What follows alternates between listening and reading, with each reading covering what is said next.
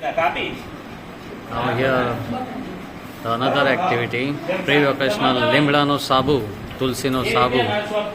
અહીંયા કને સામગ્રી આપણે જોઈ શકીએ છીએ એ ગ્લિસરિંગ ને એ બધું મંગાવી અને બાળકો જાતે સાબુ બનાવી શકે અને ગૃહ ઉદ્યોગ પોતાનું ગૃહ ઉદ્યોગ બનાવી અને આજીવિકા મેળવી શકે.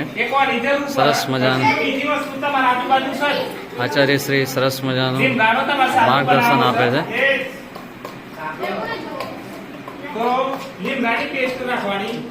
તમારે તુલસીનો સાબુ બનાવો છો તો તુલસીની પેસ્ટ, અને તમારે કુંવરપાટાનો બનાવો છે તો કુંવરપાટાની પેસ્ટ. આટલી જ વસ્તુ તમારે જો સાબુ બનાવવા માટે. બરોબર. હવે આપણે એક પાણી ગરમ કરવા મૂકી છે, એમાં આ પાણી આ જે જેલ વાળું છે બરોબર એ નાખવાનું.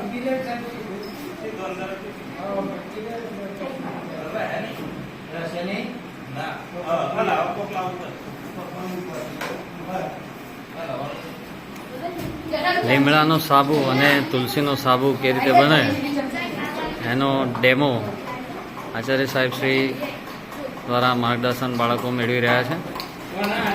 સરસ.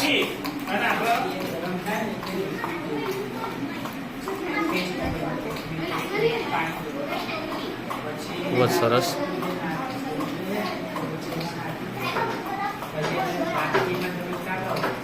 Thank you.